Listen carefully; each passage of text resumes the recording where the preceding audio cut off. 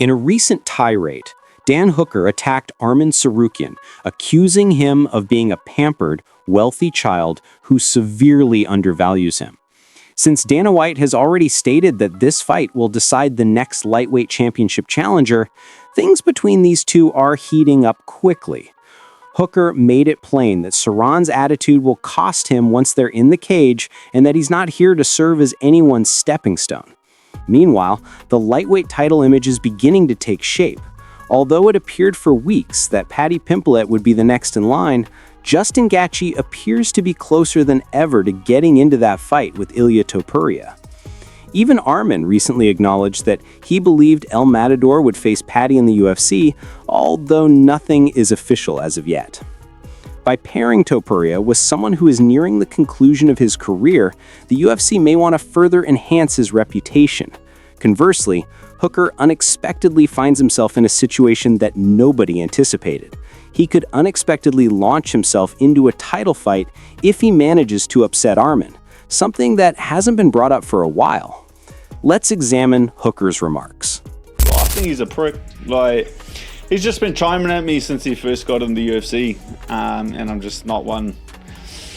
I'll chime back, he just makes it he discredits me as a fighter. He says that I turn him down and running away from him and stuff like this. So he's been carrying on for all these years, and now I've obviously chimed back, and I'm not one to mince my words when I'm talking back to someone. I just kind of think he's a spoiled little rich kid that's had everything handed to him, and I think I'm like the epitome of, I'm just the complete opposite of that. I've taken everything that I have, I've worked hard, I come out of nothing, so I just love to just rub it in his face, really. Money can't help you beat Dan Hooker. That's what I want to. Money can't help you beat Dan Hooker. The majority of fans were astounded by Pereira's overwhelming might after he destroyed Uncle. It appeared to be an entirely new level. However, Yuri Prochazka, who engaged in combat and prevailed that same evening, had a different perspective. Yuri claimed that he sensed Uncalia wasn't quite right, because he didn't appear to be the calm, collected person he usually is.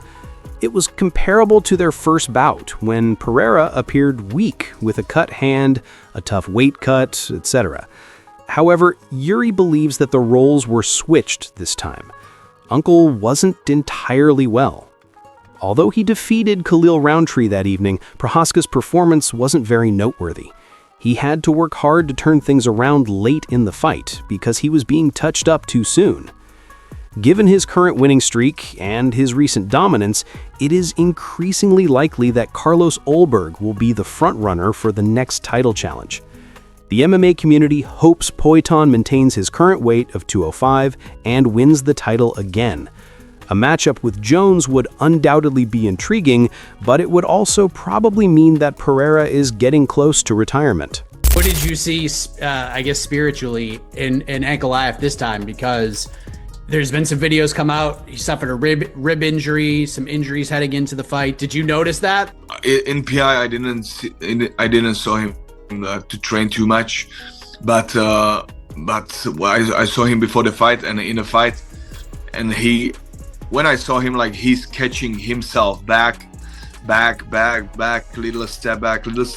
Then I saw he's not right. Something's wrong. So something he's so careful. Not like last time. He's going forward, up and down, changing levels, self-confident. He was not totally different person. Fans are extremely concerned over Ilia Topuria's most recent interview, which sent shockwaves across the MMA community. In an interview with well-known Spanish influencer David Martinez, El Matador hinted about retiring in a way that seemed all too genuine. Everyone anticipated the standard responses when asked what would happen next, perhaps Tsarukyan, Armin, Paddy Pimblett, or something buzzy. Ilia, however, responded in a much more reflective manner, stating that it's becoming more difficult to come up with new difficulties. The appetite appears to be waning after he has defeated legend after legend and accomplished all of his goals. It has long been known that Topuria's next goal was to become a welterweight and contend for a third title, something that has never been accomplished in UFC history. However, it's evident that defending the lightweight title no longer ignites the fire, especially after he destroyed Charles Oliveira in the opening round. Given that Dana White openly shut that down, and El Matador has persisted in advocating for it in interview after interview, he is no longer very excited by anyone. Furthermore, Topuria has always stated that he intends to retire before the age of 30. On that, he has never faltered, and time is running out if it is accurate. Like the greats Khabib, GSP, and John Jones, he aspires to win. Warriors who left when they were at the height of their abilities. This interview didn't seem phony or like a stunt. It seemed like a man who is fully aware of his accomplishments, his goals, and what could happen if the UFC doesn't provide him with the challenge he so much wants. Now let's get started with El Matador's interview. I now set out to master the lightweight division, and I succeeded in doing so. Right now, dude, I'm not sure. No, I don't. Whatever still makes me happy, I'll choose it. However, finding that is becoming more difficult. When you eventually achieve your goal of becoming a world champion, you advance, create a new obstacle, and overcome it as well. What's left begins to feel like this. What is the purpose of continuing? I've reached a point where I have to make myself think of reasons to continue playing the game. You can sense it as that begins to occur. To be honest, I have no idea what tomorrow will bring. Finish the quote.